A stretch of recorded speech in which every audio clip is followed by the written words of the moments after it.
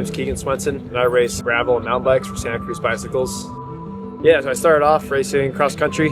Did that for 12 years or so, even longer if you include some of the junior years. Then last few years, kind of slowly, started racing some gravel bikes and quite enjoyed it. I think the sport's evolved a lot the last few years over here in North America. The Lifetime Grand Prix coming about brought like a higher level of competition over here, pretty gravel centric, which I think brought together the mountain bikers and the road racers, and then there was like a few gravel specialists, and it kind of culminated to this like pretty cool scene we have now.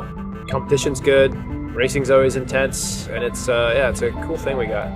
So like last couple of years, big tires have been all the rage. Specifically last year, I did a bunch of testing myself, and the big tires were pretty much always faster. I like to do things on my own, so my mechanic Myra and I will just go out to the desert in Tucson and test tires on various surfaces, washboards, sand, rocky stuff, and kind of find what's best for given terrain and for me. Not all riders are the same, so we've kind of been playing around a bunch of different tires and changing things, but then Maxxis came around and launched new Reavers and Ramblers and whatnot with the HYPR-X compound, and it's kind of changed the game once again because big tires aren't necessarily faster. It has a lot to do with casing and compound, and on the right day, 45 is still going to be faster than a mountain bike tire on the right course. So I think now we have kind of something for everything. It's not always bigger is better. It's not like a one-size-fits-all situation.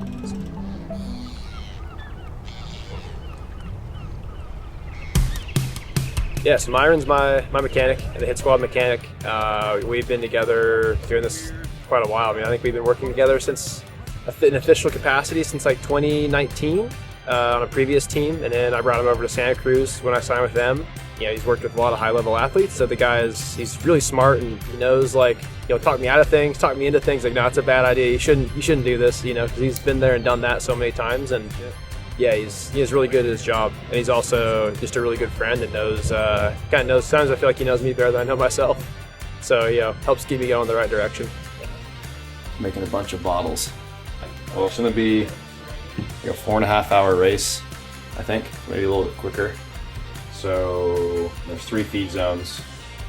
So got what we have here 1, 2, 3, 4, 5, 6, 7 bottles. Plus a start bottle.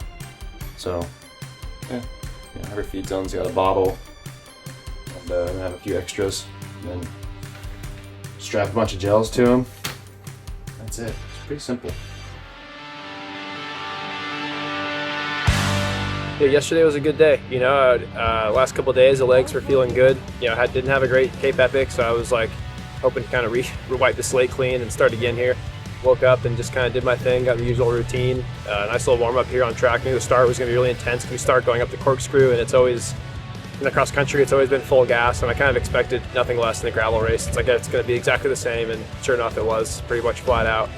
And then the game plan for me was to kind of just be a little smart. Normally I like to go out and kind of start swinging, but I was like, this race is going to be long and tactical, so I was trying to kind of play the cards right, make sure the back was feeling good and everything was comfortable, and really I knew the race was going to be that final climb every lap, so that was where the selection was kind of made every time, and the group got smaller and smaller, and ultimately that was where kind of the race was won and decided. I went into that climb with Alexi, Matt, and Trekkie, and we had a bit of a fight at the bottom, and I was able to come out, kind of got a small gap. They closed it, then I attacked again, and Matt and I went to the corkscrew with only like 8 or 10 seconds separating us, so we still had to push all the way over the top, and I was feeling a little bit sick going into the finish.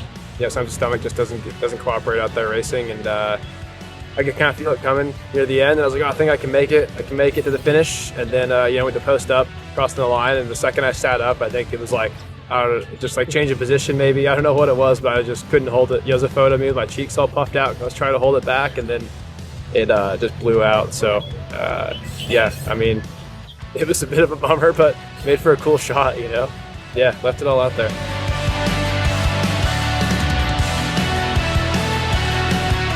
Yesterday I ran the new Reaver 45s with the HYPR-X compound, and they were so sick. Those tires were fast, comfortable, plenty of traction in those loose, slippery corners, and they were great on the pavement. I didn't feel like I was compromising anywhere. Bigger isn't always better. I think you need to chase speed and not trends.